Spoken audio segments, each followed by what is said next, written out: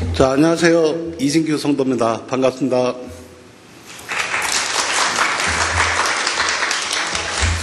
네, 저번 주에 이제 이만기 우리 장로님께서 저한테 숙제를 내주셨어요. 간증을 쓰라는 말씀을 하셨는데 제가 겁도 없이 네라고 대답을 해버렸습니다. 그래서 간증을 준비하는 일주일 동안 저한테 엄청난 고통이었던 것 같습니다. 간증을 준비하면 굉장히 기분이 좋을 줄 알았는데 일주일 동안 반성의 시간을 갖는 저한테 그런 시간이었었는데, 사실 교회는 제가 십몇 년을 다녔습니다. 십몇 년을 다녔는데 중간중간 빼먹기도 많이 했고, 하나님 아버지 제가 찾았었는데 십몇 년 동안 찾은 하나님 아버지보다 일주일 동안 찾은 하나님 아버지가 훨씬 더 많더라고요.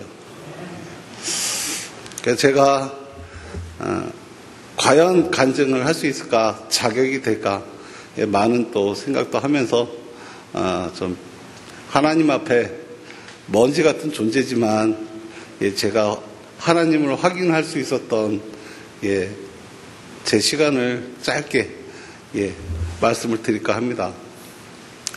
근데 저는 시각장애인입니다. 선천성 백내장으로 인해서 오른쪽 눈을 어릴 때 태어나서 바로 실명을 했습니다. 그리고 한쪽 눈으로 저는 세상을 바라보게 되었습니다. 그러던 작년 초쯤 되죠. 서서히 사물들이 안 보이기 시작하더라고요. 그래서 결국은 앞에 있는 사람의 이목구비를 구별을 못할 정도로 눈이 안 보이게 됐어요. 그래서 병원에 급한 마음에 이제 병원에 막 찾아갔더니 병원에서 교정을 하는데 그 간호사 그 말이 청천벽력 같은 말을 하더라고요. 교정 불가. 그리고서 의사 앞으로 갔을 때 의사가 황반변성이라고 얘기를 하더라고요. 황반변성이 어떻게 젊은 사람한테 올 수 있느냐 했는데, 워낙 제 안구가 또 다른 사람이랑 틀리기 때문에 황반변성이 온 것 같다. 이런 시력은 다시 찾기는 힘들 것 같습니다라는 얘기를 하시더라고요. 그리고서 제가 진료를 써드릴 테니 큰 병원으로 한번 가봐라. 그래서 상계 백병원을 또 가게 됩니다. 근데 무슨 큰 병원은 예약을 하게 되면 나는 다 죽어가는데 예약을 하게 됐더니 석 달 뒤에 오랍니다. 눈은 앞에 안 보이는데 석 달 뒤에 어떻게 기다립니까? 사정을 해서 예약을 좀 땡겨서 보름 뒤에 예약을 다행히도 맡았습니다. 집에서 있는 보름 동안은 저한테는 거의 죽음이랑 같았습니다. 그 사이에 눈이 안 보이는데 무슨 일을 할 수 있을까? 사람을 구분을 못하고 내가 장님이 되는데 무슨 일을 할 수 있을까? 자살을 할까? 그런 생각이 들더라고요. 집에서 그냥 눈물이 나와요. 할 일은 많은데, 일은 많은데 나 하나 죽으면 괜찮은데 또 가족도 있고 또 나를 따르는 또 회사에 또 직원들도 있으니까 죽지도 못하겠고 그냥 눈물만 나오더라고요. 그때 5년간 다니지도 않는 교회 생각이 나고 잊어버렸던 하나님이 그때 생각이 나더라고요. 울면서 하나님 아버지,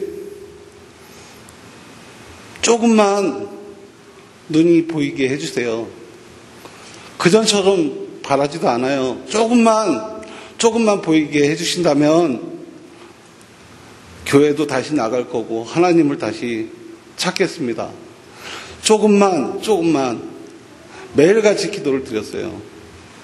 근데 어느 날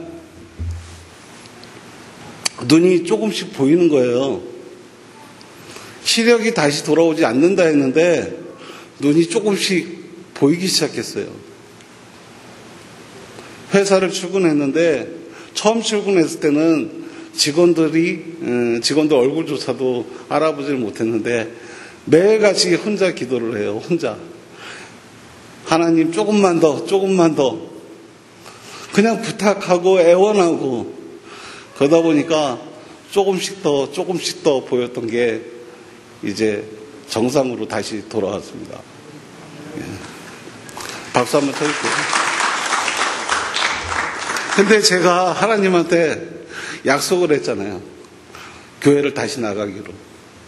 그래서 그때 당시에 제 회원이자 단골이었던 우리 서복순 집사님의 순댓국집을 제가 찾아가게 됩니다. 저 좀 교회에 데려가세요. 데려가 주세요.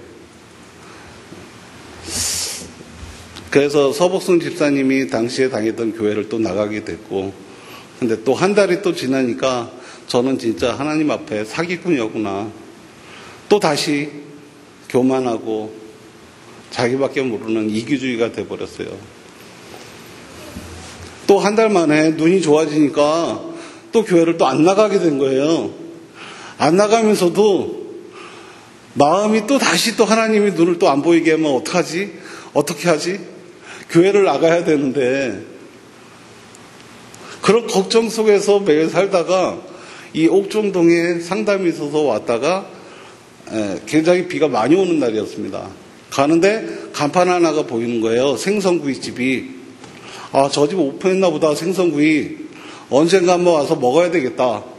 근데 비 오는 날에 생선을 잘 안 먹지 않습니까? 근데 그날따라 왜 이렇게 생선구이 간판이 눈에 또 오는지 가다가 다시 유턴을 해서 생선구이집을 들어갔습니다.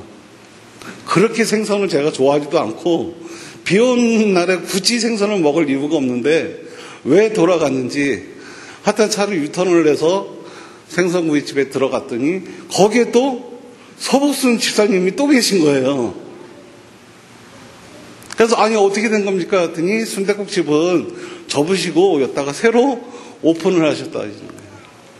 그래서 제가 그때 소름이 돋더라고요. 하나님이 서복순 집사님을 통해서 나를 계속 잡고 있구나. 나를 버리지 않으셨구나. 그래서 바로 도당교회로 오게 됩니다. 누구보다도 하나님을 부인하고 하나님의 존재에 대해서 하나님이 있어? 콧방귀 꼈던 저였는데 하나님이 하나하나 확인을 시켜주실 때 얼마나 잘못을 내가 했는지 스스로 무릎을 꿇게 되고 스스로 하나님께 눈물을 흘리게 되더라고요.